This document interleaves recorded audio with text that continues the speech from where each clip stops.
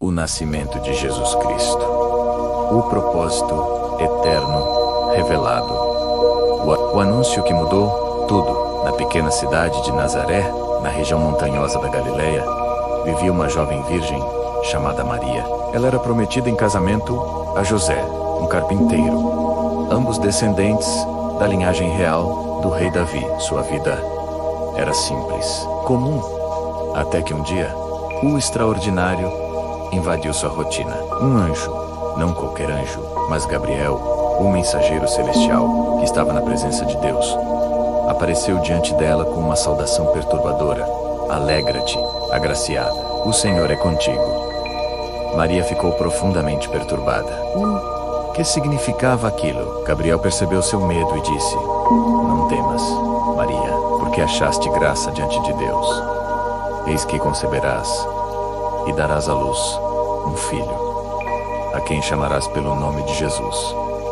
Este será grande e será chamado Filho do Altíssimo. O Senhor Deus lhe dará o trono de Davi, seu pai, e ele reinará eternamente sobre a casa de Jacó, e o seu reino não terá fim. Maria, mesmo jovem e inexperiente, fez a pergunta lógica: Como será isto? Pois não conheço varão. Ela era virgem. Como poderia ter um filho? A resposta do anjo revelou o milagre que estava prestes a acontecer. O Espírito Santo virá sobre ti, e o poder do Altíssimo te envolverá com a sua sombra. Por isso, também o ente santo que há de nascer será chamado Filho de Deus. Este não seria um nascimento comum. Não haveria pai humano. O próprio Deus geraria aquela vida no ventre de Maria, através do Espírito Santo. Seria um nascimento virginal, milagroso, único na história da humanidade. Maria, demonstrando uma fé extraordinária, respondeu: Eis aqui a serva do Senhor. Cumpra-se em mim segundo a tua palavra. Ela aceitou o chamado, mesmo sabendo que isso poderia custar sua reputação, seu casamento, até sua vida. O dilema de José. Quando José descobriu que Maria estava grávida, seu mundo desabou. Ele sabia que não era o pai. A lei judaica era clara. Uma mulher prometida em casamento que fosse infiel deveria ser apedrejada até a morte. José, sendo justo, mas também compassivo, decidiu dexá-la secretamente para não expô-la vergonha pública. Mas antes que ele pudesse agir, o anjo do Senhor lhe apareceu em sonho: José, filho de Davi, não temas receber Maria, tua mulher, porque o que nela foi gerado é do Espírito Santo. Ela dará à luz um filho, e tu lhe porás o nome de Jesus, porque ele salvará o seu povo dos pecados deles. José acordou e obedeceu. Tomou Maria como sua esposa, mas não a conheceu até que ela desse à luz o filho. Ele protegeria tanto a mãe quanto a criança, cumprindo seu papel no plano divino. O nascimento em Belém. Meses depois, o imperador romano César Augusto decretou um recenseamento de todo o império. Cada pessoa deveria registrar-se na cidade de seus ancestrais. José, sendo descendente de Davi, precisava ir até Belém, a cidade de Davi, na Judeia. E Maria, já em estágio avançado de gravidez, foi com ele. A jornada de Nazaré a Belém era longa e difícil, cerca de 150 quilômetros, através de terreno montanhoso. Quando finalmente chegaram, a cidade estava lotada de pessoas que também vinham se registrar.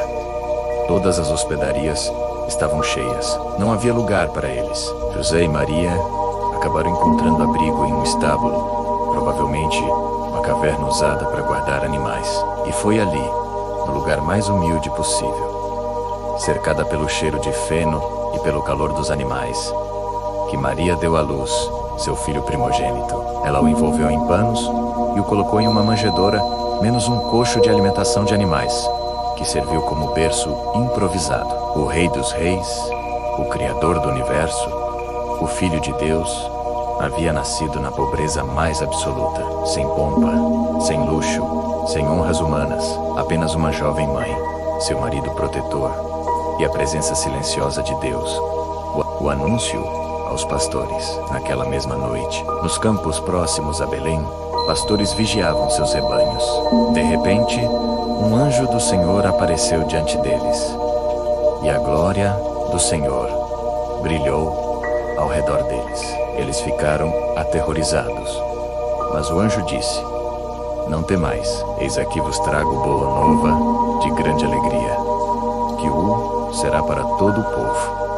É que hoje vos nasceu, na cidade de Davi, o Salvador, que é Cristo, o Senhor. E isto vos servirá de sinal. Encontrareis uma criança envolta em faixas e deitada em manjedoura. Imediatamente, uma multidão de exércitos celestiais apareceu com o anjo, louvando a Deus e dizendo: Glória a Deus nas maiores alturas e paz na terra entre os homens, a quem Ele quer bem. Os pastores, pessoas simples, de baixa posição social, foram os primeiros a receber o anúncio. Eles correram até Belém e encontraram Maria, José e o bebê, deitado na manjedoura, exatamente como o anjo havia dito. Depois de vê-lo, espalharam a notícia, e todos que ouviram ficaram maravilhados. O propósito eterno. Mas por que Jesus nasceu? Por que Deus se fez homem e entrou no mundo da forma mais humilde possível? A resposta estava no nome que lhe foi dado. Jesus vem do hebraico Yeshua, que significa o Senhor salva ou Salvador. O anjo havia dito claramente: Ele salvará o seu povo dos pecados deles. Desde o jardim do Éden, quando Adão e Eva pecaram, a humanidade estava separada de Deus. O pecado havia entrado no mundo, trazendo consigo a morte, o sofrimento e a separação espiritual. Sacrifícios de animais eram oferecidos no templo, mas eram apenas sombras, prefigurações de algo maior que viria. Jesus nasceu para ser o sacrifício perfeito. Ele era totalmente humano, nascido de mulher, capaz de sentir dor, fome, cansaço, mas também era totalmente divino, gerado pelo Espírito Santo, sem pecado, puro e santo. Ele era a ponte entre Deus e a humanidade. O apóstolo Paulo explicaria depois: porque há um só Deus e um só mediador entre Deus e os homens, Cristo Jesus, homem, o qual a si mesmo se deu em resgate por todos. Jesus nasceu para morrer. Nasceu para levar sobre si os pecados do mundo. Nasceu para que, através de sua morte na cruz e ressurreição, pudesse oferecer perdão, reconciliação e vida eterna a todos que nele crescem. Ele veio para cumprir as profecias antigas. Isaías havia profetizado séculos antes: Eis que a Virgem conceberá e dará à luz um filho, e ele será chamado pelo nome de Emanuel, que significa Deus conosco. Jesus era literalmente Deus habitando entre os homens. Ele veio para destruir as obras do diabo, quebrar as cadeias da escravidão espiritual, trazer luz às trevas, libertar os cativos, curar os quebrantados de coração. Ele veio para revelar o amor de Deus de forma tangível. João escreveu: Porque Deus amou o mundo de tal maneira que deu o seu Filho unigênito, para que todo o que nele crê não pereça, mas tenha a vida eterna. O significado eterno. O nascimento de Jesus não foi apenas um evento histórico, foi o momento em que a eternidade invadiu o tempo, quando o infinito se fez finito. Quando o Todo-Poderoso escolheu a vulnerabilidade de um bebê humano, aquele menino na manjedoura cresceria para dizer: Eu sou o caminho, a verdade e a vida. Ninguém vem ao Pai senão por mim. Ele pregaria o reino de Deus, realizaria milagres impossíveis, confrontaria a religiosidade hipócrita, amaria os marginalizados e finalmente daria sua vida na cruz. Mas a história não terminaria na cruz. 3 dias depois, ele ressuscitaria, provando que tinha poder sobre a morte. E 40 dias depois, ascenderia ao céu, prometendo voltar. O nascimento em Belém foi apenas o começo da maior história jamais contada. A história da redenção, da restauração, da reconciliação entre Deus e a humanidade. Por isso, aquele nascimento humilde em um estábulo, anunciado primeiro a pastores simples, é celebrado até hoje, porque naquela noite, Em meio ao frio e à escuridão, a luz entrou no mundo, e essa luz jamais seria apagada. O povo que andava em trevas viu grande luz, e aos que viviam na região da sombra da morte, resplandeceu-lhes a luz. Isaías 9:2.